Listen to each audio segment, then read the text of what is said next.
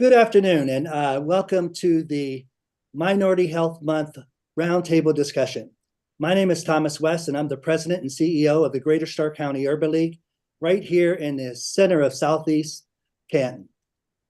Today, we have with us a conversation about minority health. And why? Because this is Minority Health Month. April is Minority Health Month, and we wanted to really get back to talking about what issues are facing African Americans, minorities, Latinos, Native Americans, and why this disparity, health disparity gap, or the health disparities continues to persist year after year. And today I have with me several colleagues. We have Dr. Snodgrass with, I forgot your organization, that's terrible. With Beacon Charitable Pharmacy. Beacon Charitable Pharmacy. And of course, Dr. Snodgrass is the author of Justice for the Health of It. You got to get her book. It's an amazing book, and definitely I'm hoping that she'll share some of that today. We also have with us the CEO and president of the Stark County Community Action Agency, and that's Rodney Reasonover. Many of you know Rodney, and he is an amazing individual who has really went around this community all year round talking about or collecting information, having a minority health conversation. And he's going to talk a little bit about that and what health disparities is all about and why he's so connected to the Ohio Commission on Minority Health. Also have Marlene Lightfoot, who is a business owner of Vitality. And she knows a lot about toxic stress, and she wants to talk about that in the workplace. But even more than that, she's also an employee of the Greater Stark County Urban League in the workforce development area and is an expert in that vein. And a lot of us take on so much stress, even in our everyday lives, as well as our jobs. And I just wanted to hear from her and how that affects us in our health as we move forward. Dr. Angela Barnett was not able to attend this event.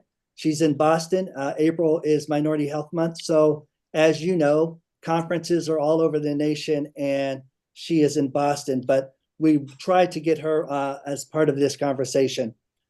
But let's get this started with why Minority Health Month. The Ohio Commission on Minority Health was established in 1987, and it was created to address health disparities experienced by racial and ethnic populations in Ohio. The Commission's mission is to improve the health status of minority populations in Ohio through education, advocacy, development of culturally competent health programs and policies. And at the helm at the Ohio Commission on Minority Health is Director Angela Dawson, who is an amazing individual. And if you are in the healthcare space, I urge you to get online and look up the Ohio Commission on Minority Health, not only for information, but also for resources. Because as you connect with the agencies, those are state dollars that can come back to our community. And I want to thank Lily, one of our staff members, Lily Mack, who wrote the grant to really start this, to have this chat and to be able to have a health fair and promote information. Lily is not able to be with us, but we thank her for her contribution. So with that, let me go ahead and kick it off. We have an hour of conversation. We're down on Centennial Plaza. I mean, that's amazing in itself. And we're going to hear health tips all year, all month long. So tune in to the Urban League, tune into the Stark Community Action Agency, tune into Beacon Academy, and make certain that you are watching our tips and how we plan to bridge the gap that exists in health disparities.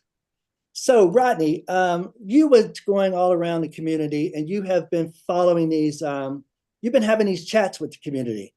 Can you tell us about the health disparities and what's been going on and what's being said in the community? Well, first of all, thanks, Tom, for providing me the opportunity to engage this evening. I would start out simply by saying health is wealth. We we, being the Stark County Community Action Agency and a number of community partners, convened a series of conversations around the issues of the health disparities in minority communities. The conversations were participated in by approximately about 40 or 50 community leaders, residents, nonprofit organizations, and our conversation focused again on the health disparities, why they exist, what needs to be done to mitigate those issues that are impacting our African American, our Latino, Asian, and Native American communities. One of the major items that we did have conversation about had to do with the fact that there needs to be increased communication and letting people know about the disparities and their existence and what it will take to mitigate those challenges. And I want to take one moment to back up. That conversation, sort of like what you just talked about, Tom, that conversation was sponsored and subsidized by the Ohio Commission on Minority Health, who has a vested interest in addressing the disparities throughout the minority communities throughout the state of Ohio. So I want to make sure that I got that particular plug in support of the Ohio Commission on Minority Health. But what we found was that there was really a disconnection in terms of communication around a number of health disparities. We all know heart disease is a big one. We all know that cancer is a large disparity or a large health condition that impacts minority communities, lupus and others. But we wanted to make sure that we had that dialogue to get feedback from the community in terms of helping them better understand what could be done to mitigate those issues, get feedback from them in terms of what methodologies could be used to communicate with them. Because one of the things that happens in communities is the level of communication, who it comes from, how it's articulated, makes all the world of difference in terms of grasping and understanding the concepts and the issues that are impacting communities. So that was our initial response. And one of the things that came out of the conversation was, again, based upon communication, was the need to have an active voice within the community that spoke to minority communities, that spoke to the issues of the disparities that exist. And a lot of those disparities, they do exist. Economics is an issue. Environment is an issue that impacts the disparities. We all know here in Canton that, we've got community has been redlined. African American community has been redlined, and the impacts that have within the built environment, which is something that came to my better understanding some years ago, because I was involved with the Robert Woods Johnson Foundation, who subsidized and funded a project here in the Canton area. But I had never thought about it until I got engaged with them, and it made perfectly good sense. That environment makes a big difference in terms of air, the number of people that are residing amongst each other, and on top of them. So, those were some of the things that we had discussion about during our conversation. Awesome. Years ago, of course, I was part of the Stark County Minority Health Coalition, which we're really trying to kick that right back up and get all the health communities that are really wanting to make an impact in minority health. But back in the day, we talked a lot about creating the Office of Minority Health here in Stark County.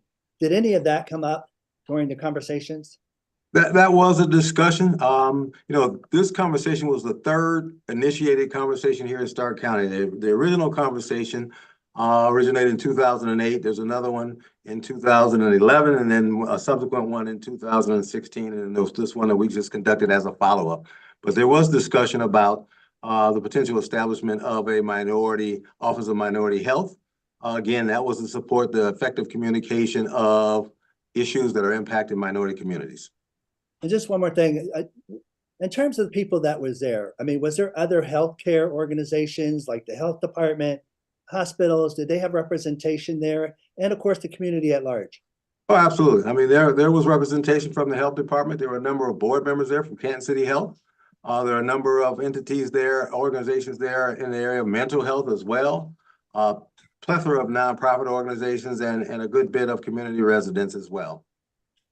Well, thank you, Rodney. That obviously that conversation needs to continue, and I'm excited that you are leading that effort and reporting back. Is there a report that someone can get that information, or?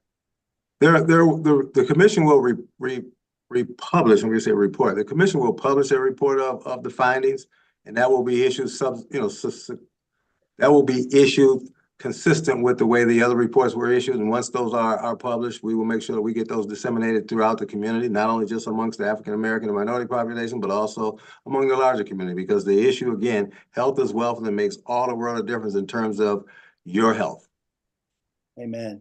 I want to come back to you because I know we got a lot to talk about with infant mortality, maternal morbidity. Toxic stress is something that is hot and heavy, and one of the very important things that I wanted to address today, because of the things that you talked about, heart disease, diabetes, all the things, toxic stress plays a major role in, right? So I wanted to talk to Dr.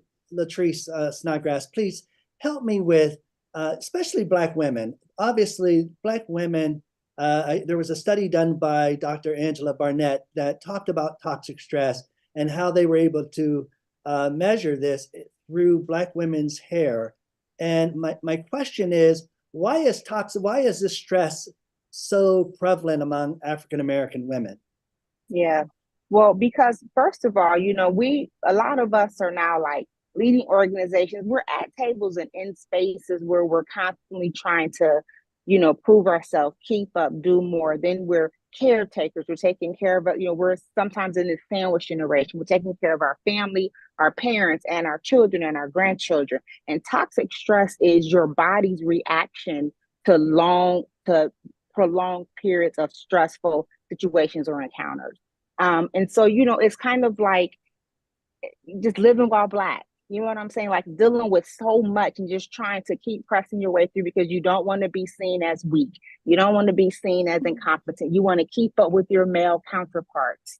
So, and some of this may be our perceived pressure we're putting on ourselves, but nevertheless, we're living with this. So, when you're living with those long periods of chronic stressful situations, and sometimes I hear some of my friends say, I perform better under stress, right? Whether it's good stress, bad stress, your body is still reacting to that. And there's a physiological connection between that stress and your mental state and your physical health and your physical being. So it's tough.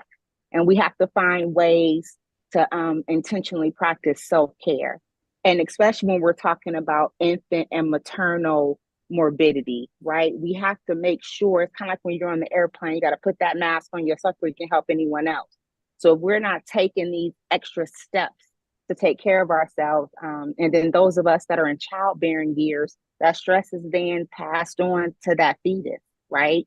So cortisol levels increase, when you're under stress or when you're depressed or when you're anxious, and your baby is filling and feeding off of all of that,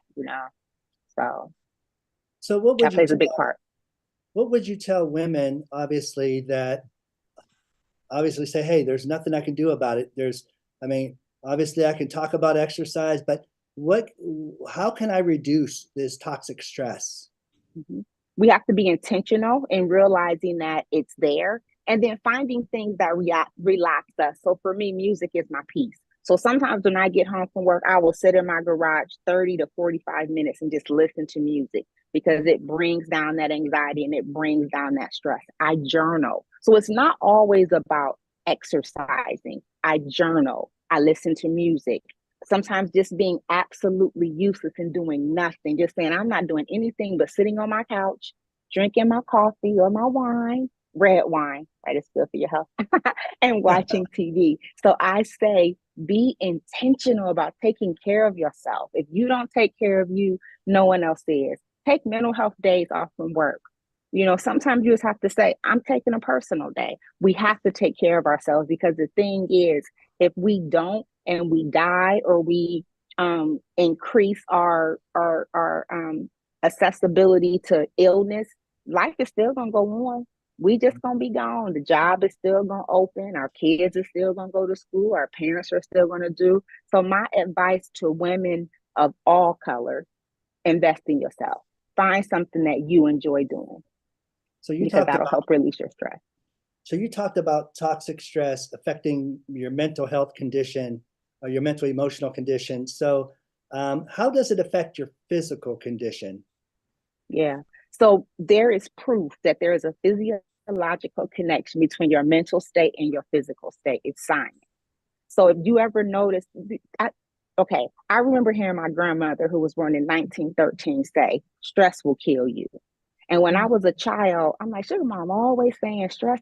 No, stress will kill you, right? There is a connection. You can stress yourself to death. You will make yourself sick. You will be. So what happens is you're breaking down your immune system.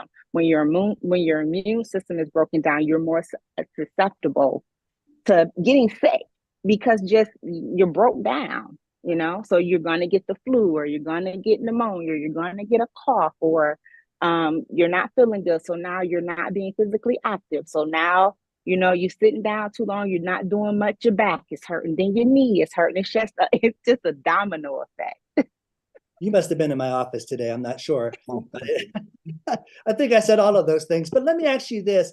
Even when you talk about, again, physical stress, a lot of people be like, okay, look, I'm stressed out at work. I'm going to go get a drink, or I'm going to go get a little smoke. Could you talk about that? I mean, obviously, people look at that as self-medicating. How do you look at that? Self-medicating. Right. And I drink wine, and I'm a bourbon girl, just full transparency. But that is not that you cannot have long-term success by drinking your stress away or smoking your stress away. You have to find healthy ways to deal with your stress. Rather it's yoga or reading, or like I said, music. You have to find healthy practices, because now you just trade one problem for another one. Right? So now you're drinking too much, you're smoking too much. So now you may not be stressed, but you're going to have a whole bunch of other problems. Anything in excess is bad, right? So, that's not the way to deal with when we're talking about our body's response to lasting chronic stress. You can't drink it away, you can't smoke it away. And then and there's something else too. We have to do some soul searching and realize if everything everything I have on my plate really need to be on my plate, or am I just doing too much? Some things say no to, some things back away from it. Sometimes we just take things on and now we all stressed out, but we created the stress. So evaluate your life, evaluate what's on your plate and what really needs to be there and what doesn't need to be there. Because if you're stressed out, you got to do something to release that. So some internal reflection. I'm gonna tell you something else. I'm an advocate of therapy. Right? It does not hurt to have a therapist. It does not hurt to go talk to someone, because sometimes we may be in situations where we truly feel everything that's on my plate I have to take care of. So how can I talk to an impartial person, which is a therapist, and discuss and go through and unpack some things to help us determine healthy coping mechanisms, right? So I'm an advocate of therapy. I think everyone should have a therapist. Well, yeah, I agree with you. And I think we got to park that and come back to that thing, because that therapy issue, the question is, does it exist here? And is it, do they have African Americans and Latinos and individuals that are actually able to deliver that type of service? Or does that matter? I think that's important to discuss. So I'm going to come back to you on that. But you brought something up that was very interesting that I think Marlene wants to hit on, and that's workplace stress, right? Taking on too much.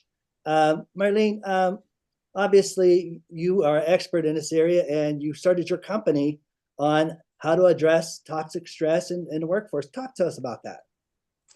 Yes, I always encourage people to be aware of your limits. And I think it's very important not to compare yourself to other people. So whatever you have on your plate, you might not have the capacity to do everything. So you might need to start saying no, or might need to start reprioritizing some things. So one of the things that I like to do is sometimes I'll make a list when I'm starting to get overwhelmed or feel like there's a lot going on. I'll make a list of everything that I need to do. And this is at work and at home. And I ask myself, can someone else do this? And I think Dr. Snodgrass talked about this, basically we do, especially as women, we take on a lot. We wear a lot of hats. We're doing everything. And we can't always, especially let's say if you're a mother, you can't take that hat off. You're always going to be a mother, especially if you have small children. So I encourage people to always take inventory of what you can do, not based on what everybody else around you is doing, but based on what you can do, because you might have other factors going on in your life that are contributing to what you can or cannot do. Well, isn't stress like the silent killer? Is that what some people say? Yeah, some people say that. And the thing about it is that stress, it can lead to depression. And the other thing we don't talk about, it can even lead to suicide. So like Dr. Snodgrass said, I really am an advocate too of having a therapist. You definitely need to talk to someone, and especially someone that's licensed and that's able to handle what you are dropping on them. Oh, wait a minute now. You forgot that we are living in a day of social media. And a lot of people look at social media as their therapist. They put out there, hey, I'm stressed, I'm depressed, and then they get responses. Is that not helpful? So with social media, you have to be very careful because most of what's put out on social media is opinion based. A lot, yeah, you definitely have to be very careful because people get behind, Twitter fingers, they get behind the keyboard and they say, type, whatever, things that they would never say to a person in their face. And so you really have to take that with a grain of salt. What you're seeing on social media, sometimes people only put out what they want you to know or what they want you to see. It's not all real. And so I would caution against using social media. That's definitely, I mean, not to say there's some really good people out that are spreading and, posting good things, but I would I would check to see, do they have the credentials? Like, you know what I mean? You can't just take advice from anybody. Well, we're definitely going to post this on social media, and hopefully that someone will grab this information. I seen you laughing there, Doctor. When you talked about social media, it's almost like you're on social media. What is your thoughts? So this is my thought. I think that you need to be careful, right? Because sometimes it may be therapeutic to vent a little bit and get out, what's on your mind. But you may be trading that for something else because now you put your aunties and cousins and all of their aunties and cousins in your business. So now when folks start commenting, it may stress you out more because the opinions and comments that they have may not be what you wanted to hear. So I just say proceed with caution because it is opinion based and you may not like your feedback. There are trollers, there are social media PhDs, there are conspiracy theorists. So you just got to be careful. You got to proceed with caution. Well, and the reason I went down the social media track, I mean, quite honestly, obviously it's something that everybody gets up and they look at their phone. Yeah. I mean, there's a level of stress that comes with just seeing what's online. Rodney, I mean, are you seeing this in your work? And is there something we can do to help mitigate that, the stress that comes from social media? Well, I would say this. I mean, our engagement, particularly on the health side, is working in that infant mortality space. And obviously, stress has a significant impact on a fetal development. So that is one of the critical pieces that we try to address with our hub operations. One of the other pieces, and I don't mean to step away from the stress piece, but it ultimately leads to stress, and that is not pregnant moms not being engaged in the medical and the health field until second and third trimester. That puts a heck of a lot of stress on that fetal development as well as the mom. So I know there's a lot of, and I'm not the politician, but we've got a lot of things going on in the country right now around abortions and so forth. But the critical element for us is trying to make sure that there's a healthy baby with healthy weight, with healthy weight at the term, and trying to engage moms early on in that pregnancy because those initial months are critically important to the development of that fetus. No, let's stay there for a minute because I did want to touch on this infant mortality, maternal morbidity. Obviously, Stark County was ranked pretty high in terms of maternal morbidity and infant mortality. What are we doing to combat that issue?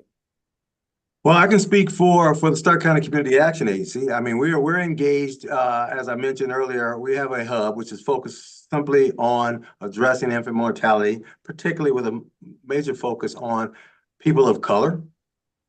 So we want to engage earlier as much as possible. We coordinate and collaborate with a number of different organizations throughout the community that are care coordinating agencies who come in contact with pregnant moms on a day-to-day basis. And they're encouraging the enrollment of these moms to deal with 20 different pathways which have a significant impact, not only on the development of the fetus, but also on that pregnant mom as they navigate, this pregnancy time. Are there cultural aspects that also play a role in how young moms or moms, period, rear their children? And can that be leading to some of the disparity?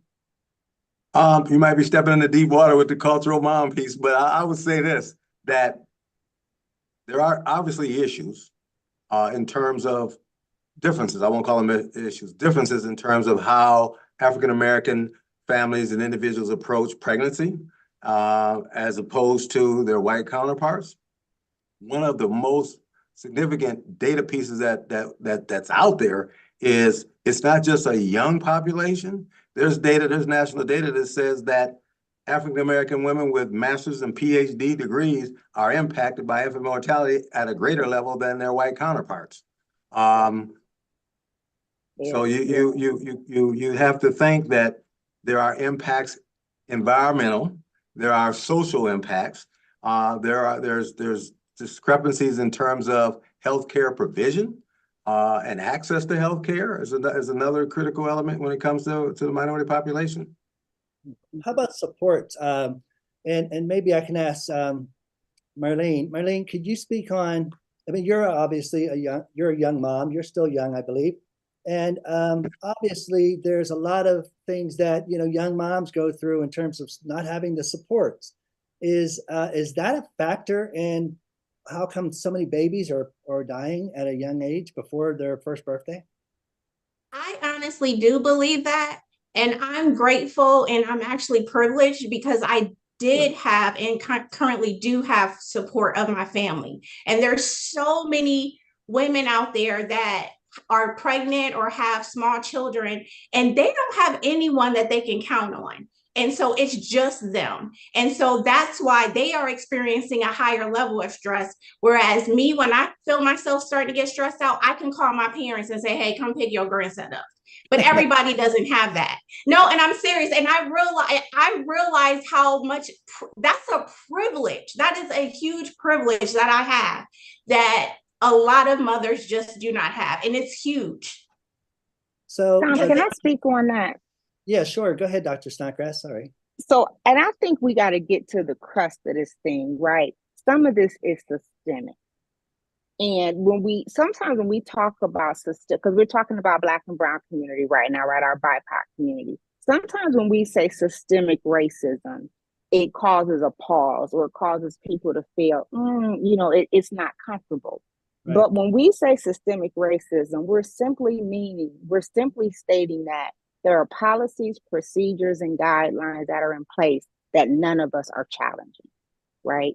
So when you talked about culturally competent care is extremely important. So this infant mortality thing goes deeper than just stress because you have Serena Williams that was impacted, Beyonce that was impacted, a VP with the CDC that was impacted. There is a cultural competent gap in healthcare. And we all have biases, right? We all have blind spots because we're all conditioned to a different privilege or environment. So for example, I give the example that my doctor may know that I need to lose a little bit of weight and he knows that I have Medicaid. So he won't tell me to go to a gym. He'll say, well, just go outside and walk around your neighborhood. But I'm on the south side of Chicago with gangs on every corner and no green space. That's a blind spot that doctor has. He doesn't mean harm. So he doesn't he doesn't mean to cause harm, but that's the thing with bias. Regardless of intent, the impact is still the same. And when we talk about health disparities, 84,000 Black and Brown people die each year from health disparities. And health disparities simply means it was preventable and we didn't prevent it. That's all that it means. So we have to get comfortable making folks uncomfortable. So for me, like I'm an African-American woman, but I'm not a gay man, right? So if I'm a physician and I'm interacting with a gay man, there's going to be some culture gap there. There's going to be some things that I don't know. There's going to be some bias. So the way I'm delivering care and what I'm recommending may not be helpful to him. And what happens is there's a power gradient between you and your physician. So your physician may tell you, well, do this or try that. And I know I'm not going to do it, but I don't want to tell Dr. West that I'm not going to do it. So then I go home and I don't do what they've asked me to do. So if a doctor tells you to eat kale, and you know you're not going to eat kale, but we'll sit up there and say, okay, and go home and eat the pork chops and whatever we was going to eat, right? So that's why these disparities are perpetuating, because we have to get comfortable being uncomfortable and hold our physicians accountable to culturally competent care. When things are happening and things are being said that doesn't sit well with our soul or that we don't agree with, we have to challenge it. Not confrontationally, not, rudely, but we got to push back, because at the end of the day, this is my care. I'm the one that's going to die, not you. So I need to question you and I need to ask you. And we got to move this outside of silos. So Mr. Reasonover and the work they're doing with that hub is phenomenal. But if that mother goes to her doctor and her doctor doesn't listen when she says, my back is hurting or I've been spotting or this doesn't feel right, that's a problem. So we got to find a way to pull this together and collaborate, come out of these silos, bring these physicians to the table and listen. I have a cousin who went to the hospital. She was pregnant. She went to the hospital. She was in pain. They were trying to send her home. Now she my cousin, so she speak up. She said, I have 4 kids. I know that this is not normal. Y'all call the cops. What you got to do? I ain't leaving. She didn't leave. They did the ultrasound. It was an ectopic pregnancy. She'd have went home and died. Wow. Right. And these are the things that are happening. So we got to realize that bias exists. Systemic racism, it exists. Bias exists. Lack of cultural competence to care. These things exist. And we're not pointing fingers and saying, shame on you. We saying, let's fix this. Let's fix it. But when we just chill and don't address it because we don't want to hurt feelings, people are dying. Babies are dying. Mothers are dying. People are dying. We have to change this narrative. We got to speak up. We got to push. We got to get comfortable being uncomfortable, or our babies are going to continue to die. I love that. And pushing back is important. So if something is wrong, something don't feel right, and the doctor says, I'll just take a pill, there's probably something more. Push back. That's what you're saying, correct? Mm-hmm. Ask questions. Because this is a relationship. I'm in a relationship with my physician. So I'm going to ask questions. I'm going to push back. And I don't mean negative. You know what I'm saying when I say push. Yeah. That don't sound right to me. I ain't really comfortable with that. No, Beth, I ain't about to walk 5 miles a day. We're going to have to come up with a different care plan, right? Communicate. We talk about infant mortality and progesterone and different things that our community may not be accustomed to. So people who look like us have to get in the trenches with our young mothers, our older mothers, or whomever, and say, hey, this is cool. This has been tested. It's FDA regulated. This is what it'll do. It'll help you. It takes a village. Takes a village. Thank you about that. So Rodney, before Dr. Snodgrass started talking about that, and as she's talking about going through care, obviously some of the community health workers out there, they're out there to aid and support individuals and help them navigate through the bureaucracy that exists through healthcare. Is that correct? That is correct. I mean, not only navigate through the bureaucracy of healthcare, but also in terms of accessing services, community-based services, medical as well, that's going to help them through this time of pregnancy. There's also the community health workers that navigate the resources that are helping provide social services. So there's 20 pathways that the hubs are working with. Obviously pregnancy is the number one. Obviously you couldn't enroll into the hub if you weren't pregnant. But, obviously on the back end of that is postpartum. I mean, there's some of our data is showing that, a lot of moms don't engage in postpartum, and that can be back to the toxic stress and stressful ideas that have been talked about a little bit earlier. But there's 20 pathways, some dealing with housing. A lot of this is being connected to toxic stress again, but the lack of housing or facing housing eviction, these are social service items that have an impact on that mom, both pre and post pregnancy. Amen. And let me just ask this, Marlene, I'm going to go back to you for a minute. We talked about postpartum depression, and obviously some of these mothers are going back to work maybe early or maybe too early. And then some of that postpartum depression jumps up in the workplace. What should they do? Because they maybe don't even know they're depressed. I mean, can that be the case? Yeah, it could be the case that they don't know, and they may not even know about having access to the help. They might not know where to go to get that help. And honestly, I wouldn't say I did not experience postpartum depression, but my son was 15 weeks premature. And so he had a 3-month hospital stay. So I went back to work full time, and then I was going straight to the hospital as soon as I got off work. And that was actually another time that I experienced extreme stress because I had stuff going on at work and I had my baby in the hospital. And so to be honest, when I was going through that, I didn't really think of, oh, what can help me? I was just pushing through because I knew I had to. I just kept going. And that's dangerous as well. Well, speaking of that, and I just want to stay there for 1 second, especially since I'm talking to you. You deal with a lot of burnout. I mean, now you just said a lot of people take on more things than what they should at work, and thinking that they got their S on their chest and they're going to be the best employee ever. And then they crash. Talk to us about burnout and how that affects people's health. So burnout, I think we talked on a lot of the health things, but basically it weakens your immune system. So it's gonna take you longer to get over a common cold or flu. You might be experiencing fatigue, and it does put you at an increased risk of heart disease, high blood pressure, type 2 diabetes. And the thing about burnout, the symptoms and signs of burnout, they mirror depression very closely. So sometimes it's hard to tell unless you're under a doctor's care, unless you go to a doctor and find out more. You might be depressed. And again, I already spoke on, unfortunately, sometimes it leads to suicide as well. So these are some very serious health conditions that you definitely want to start addressing if you're highly stressed or burnt out, because it's like a snowball effect. Once it starts, it is very hard to back out of it and to get out of it. It takes a lot of time. It takes like a calculated plan to get out of it. So it's not something that you just want to let go and keep pushing through. You want to start addressing it as soon as possible. So what if I'm an employer? Mm-hmm.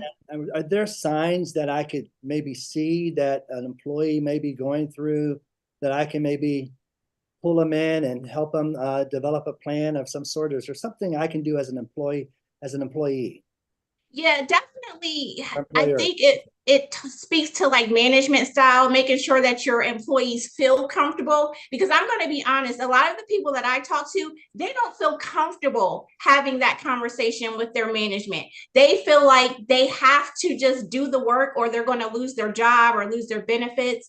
And so it starts with having that open door policy and then doing check-ins and not just, hey, how are you doing? Like maybe sitting down and talking to them one-on-one, asking pointed questions like, hey, how are you doing with this? Do you have all the resources that you need? Because a lot of times people are burnt out on the job because they don't have adequate training and or the tools that they need. And then another thing that's really big is just having a very, very high workload. And like I said, while some of your other employees might be able to handle extremely high workloads, you might have other employees that just can't. They don't have the capacity, whether it's the work itself, or it could be a combination of what's going on at work or at home, or, whatever hats that they're wearing. So really having those conversations. And one of the things, and because of this, one of the things that we do with Vitality Basics is we created an assessment that you can give to your employees. And it basically will spell out, we're able to pinpoint if you have stressed out employees and what the factors are that are contributing to those stressors. Hey, Tom, can I jump in on that just ever so quickly? Because it raises the issue of community-based education. I mean, I know we're talking about employers, but equally important is educating the community at large around Yes. all of these health issues. You know, I mean, there's a need, in my view, for community-based education around a number of different health factors. But it's the information has got to get to the community as opposed to the community having to get to the information.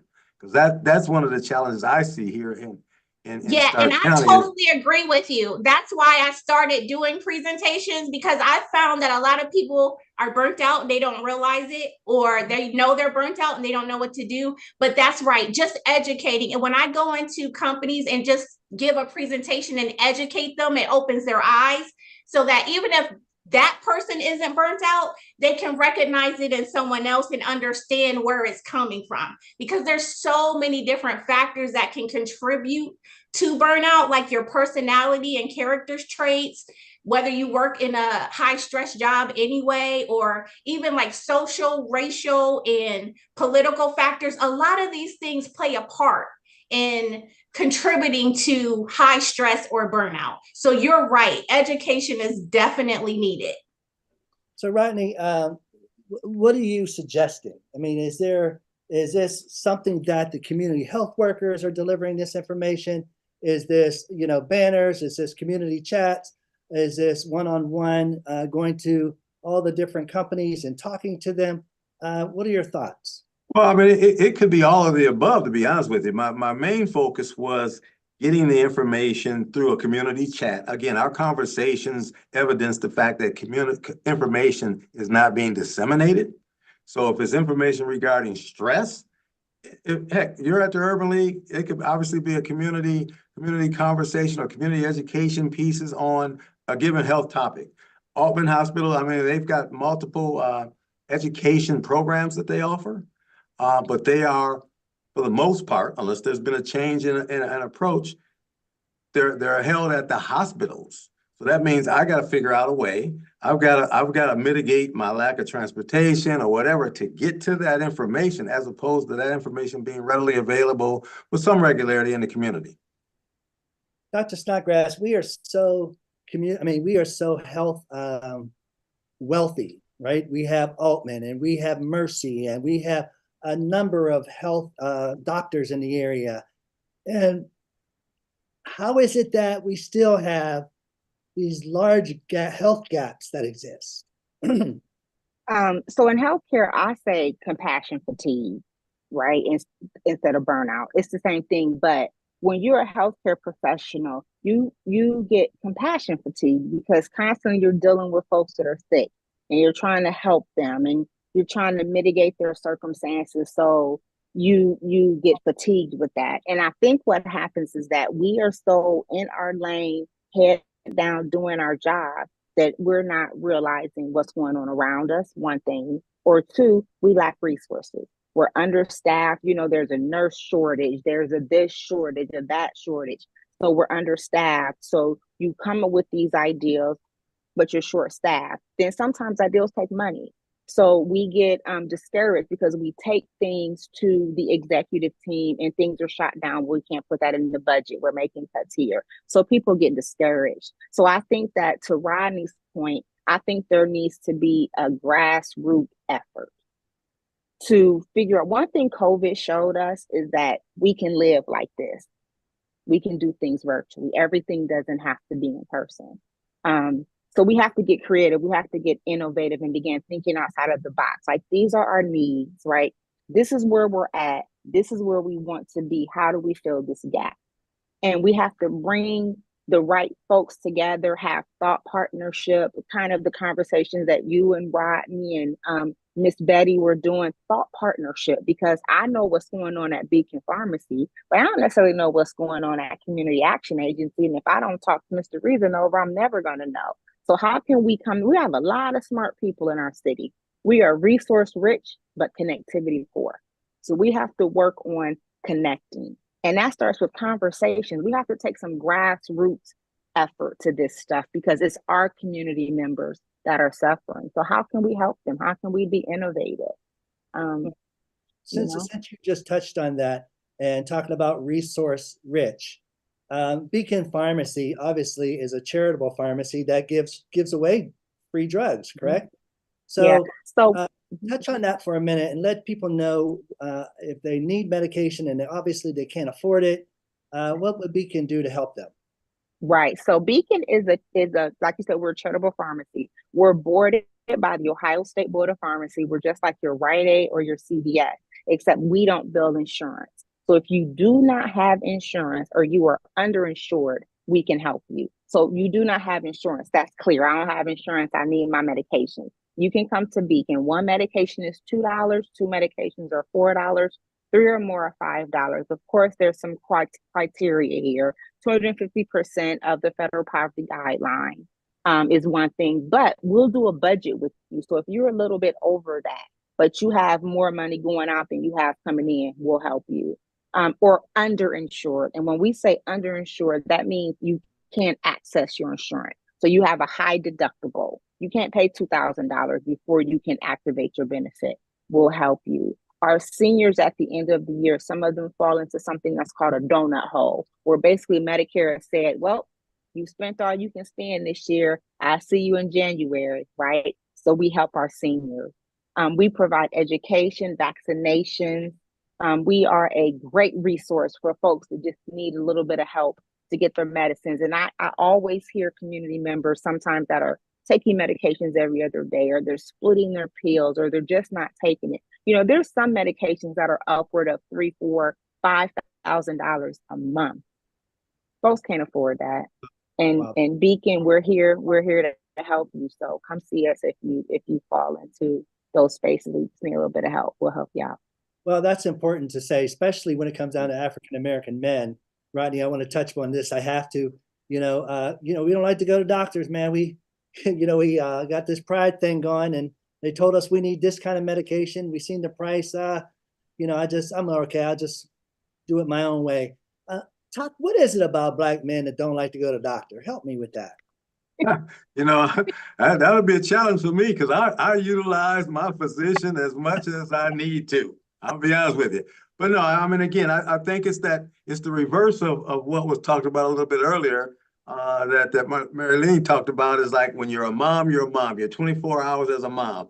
On the other side of the fence, when you're a dad or a male, you're a dad all the time. So, whether you want to play macho or you got to be macho, not going to the physician is not the best approach. I had a conversation a couple of weeks ago about the infamous prostate exam and why African-American males do not want to go get a prostate exam. They take blood now, though.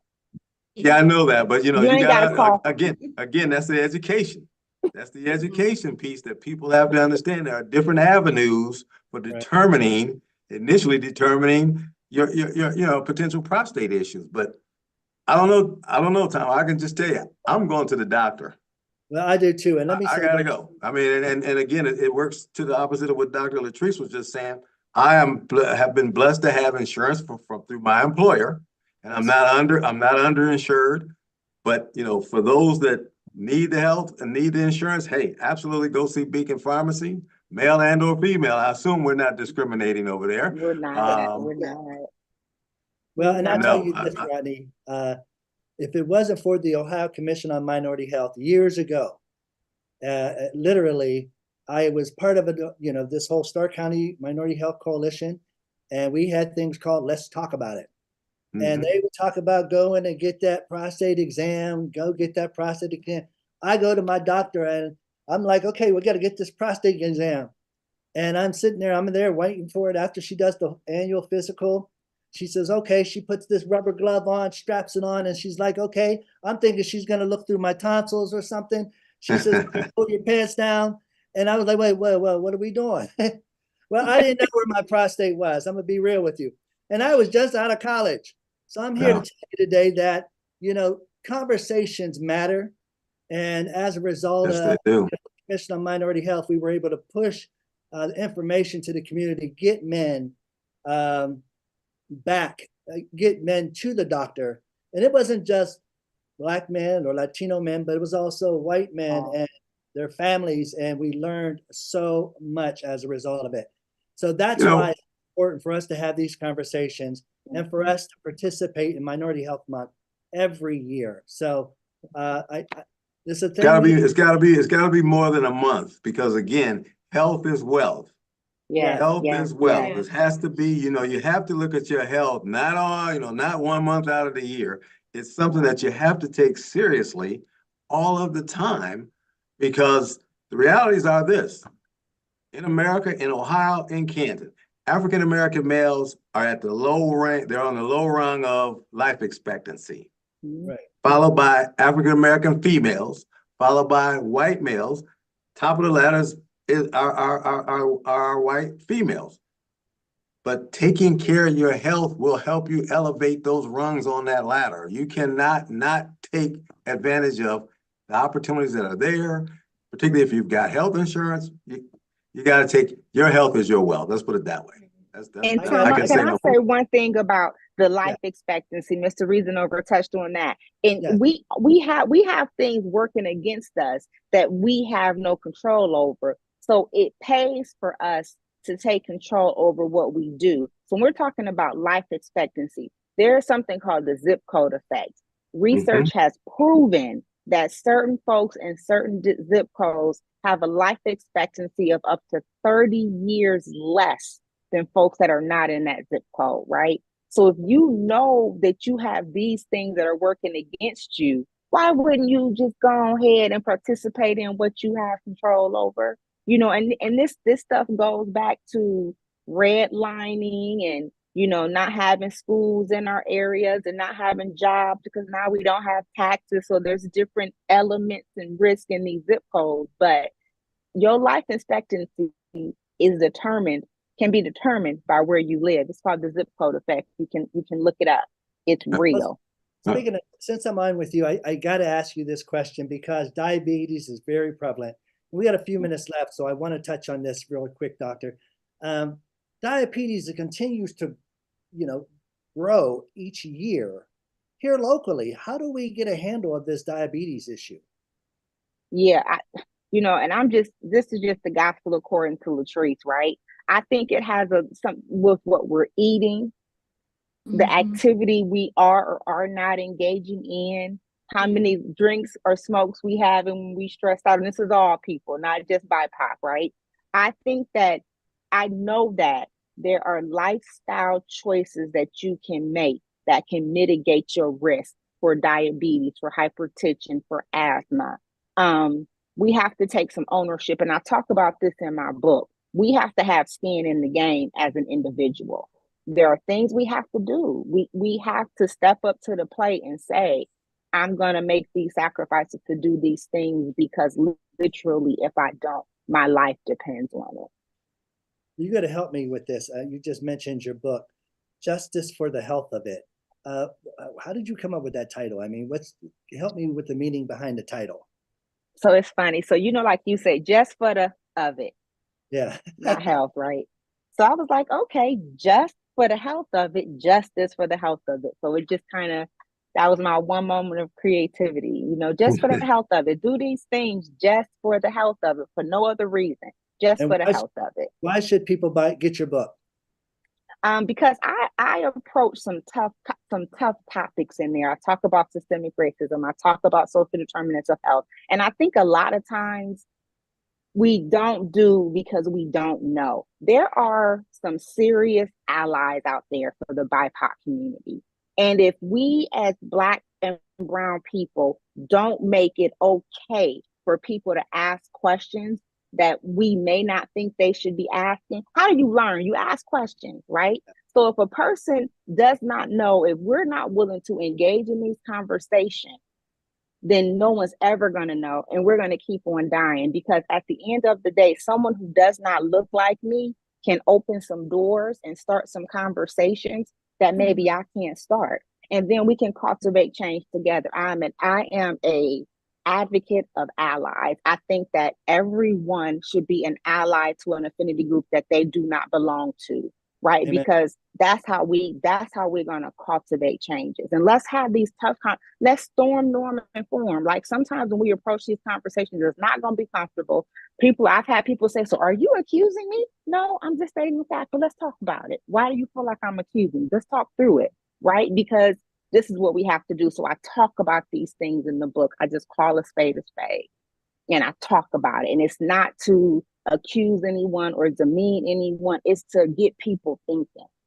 Get people thinking, how can I interact differently? If I'm a white physician, when a African American or a Latino or Native American patient comes before me, what can I do? What biases do I have? Your implicit bias will trump your conscious bias every day, right? So what I mean by that is there are certain things that we just believe, right? Because of what we've been exposed to or how we're raised or what we haven't been exposed to. And even if I don't intentionally want to operate in that space, unintentionally, it comes to the front. So we all have privilege. So when we're having interactions, if people haven't talked to us about these things, we don't think about it. So I want people to think about it. Like, am I talking to Mr. Reasonover in a manner that I should be talking? Am I listening to understand and not just to respond? Am I taking what he's telling me into my circles of influence to try to cultivate some change? You know, we have to do the work, and it's not easy. And then it's on top of everything we're already doing, but we have to do it. We have to do it. We have to do this in order to cultivate healthy people living in healthy communities. We got to turn this thing into transformation and not transaction. Healthcare is transactional. It needs to be transformational. How do we make the transformation? Well, we got 3 minutes left. I wanted to have a round, bring up if you have any events coming up, or if your organization is doing something special, please bring that forward. Let me start with you, Marlene. Actually, I don't have any events coming up. However, my business Vitality Basis, it is available for any presentations that you might need to be educated on what burnout is and how you can better assess your employees and help them. The reason we created this business is because a lot of companies are losing employees because they're not fixing the issues that they have. And so we help you to retain your employees, but also to increase their productivity. Thank you. Rodney, you got a minute there?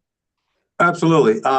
Big one for us is our hub is conducting their annual baby shower. We're doing it obviously in partnership with community-based organizations. It's going to be held this year at the Eric Snow YMCA.